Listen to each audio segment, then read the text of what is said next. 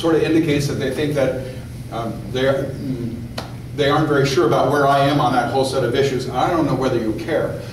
Where I am on that whole set of issues is I think that the Bible applies to both Israel and Palestine. And I think that the land belongs to God, and God will give it to whomever God pleases, whenever it pleases God.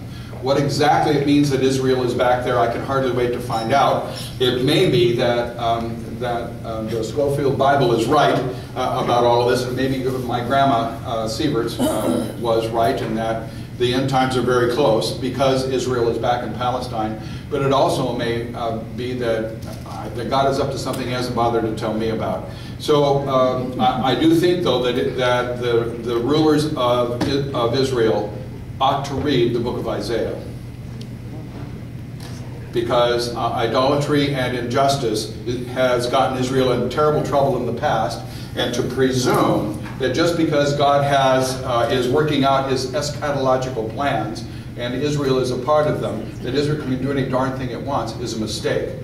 The Palestinians need Jesus, and Islam is not the answer, and its worldview is a disaster, in my view, just to cut to the chase, and so on. And I get it about all of that. The loveliest thing about Islam is that anybody can do it. There are just 5 things you've got to do, and everybody can do those 5 things.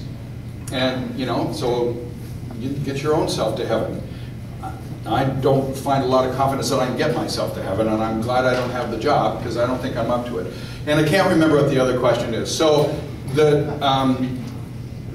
yeah, so there you go. Listen, I want to work with you on forgiving today, and I'm not going to build a case. Let's just be clear. I'm not going to try to build a case for whether or not you ought to forgive. If you want to read about whether or not you ought to forgive, read Jesus' scary words at Matthew 6:14.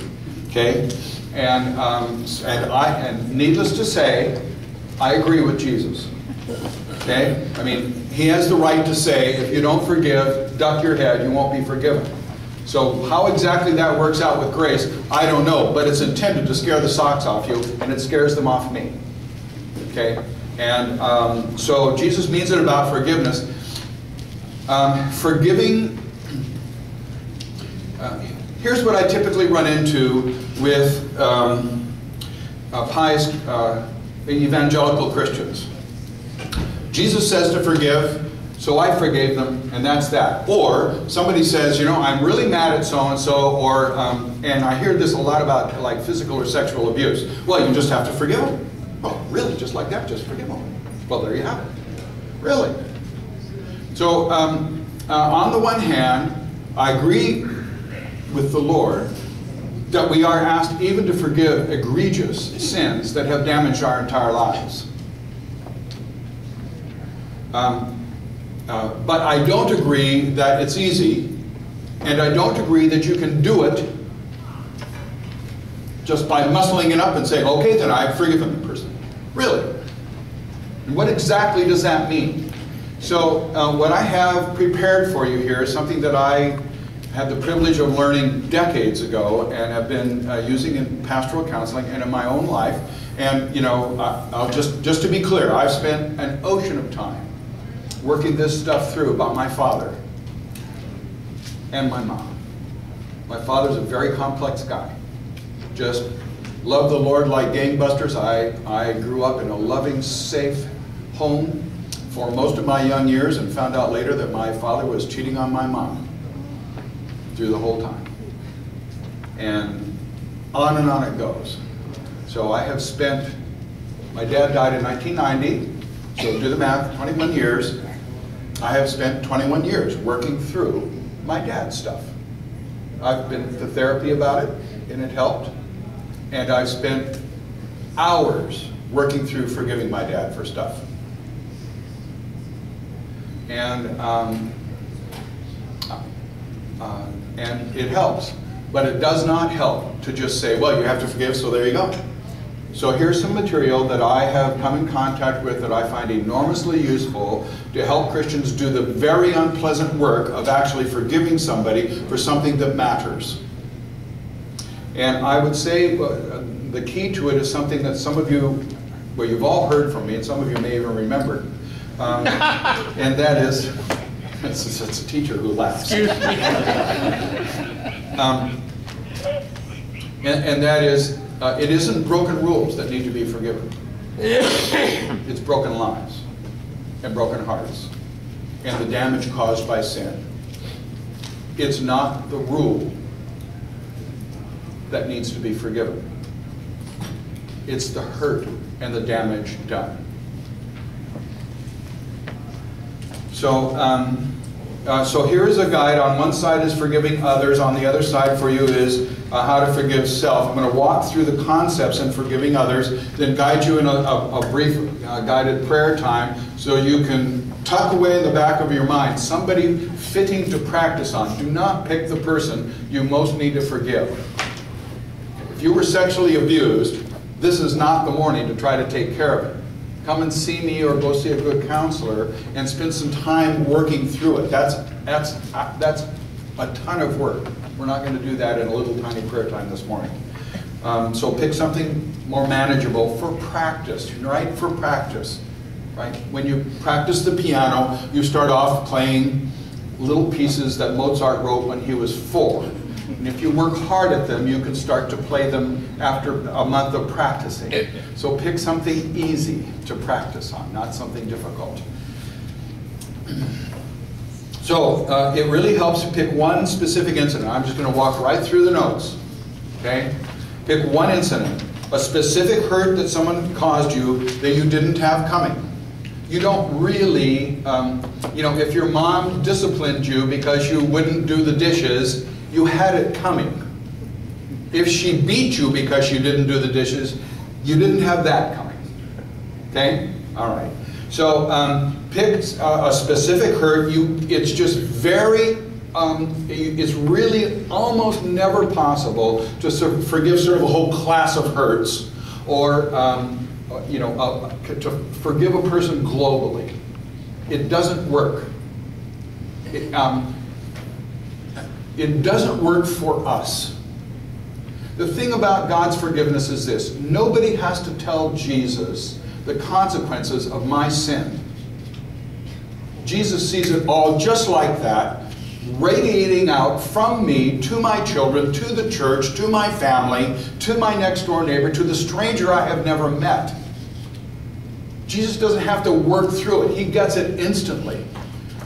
But I have a harder time forgiving than Jesus, because I don't instantly see the hurt that was done to me or to everybody else.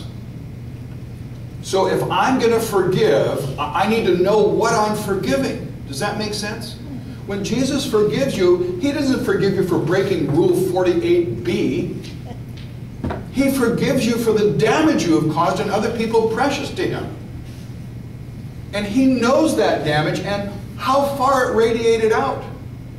All of us have contributed to making American culture a consumerist society.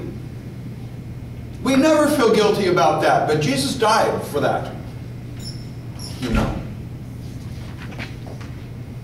So when you and I are going to forgive somebody who's hurt us, we've got to do the work to get in touch with what Jesus already knows. And it helps to pick one incident. One incident. There was that time when I made plans with my son, who's the sound guy, I made plans with my son and showed up 20 minutes late. No, he didn't stop breathing. Actually, it was not that time. There were a variety of times.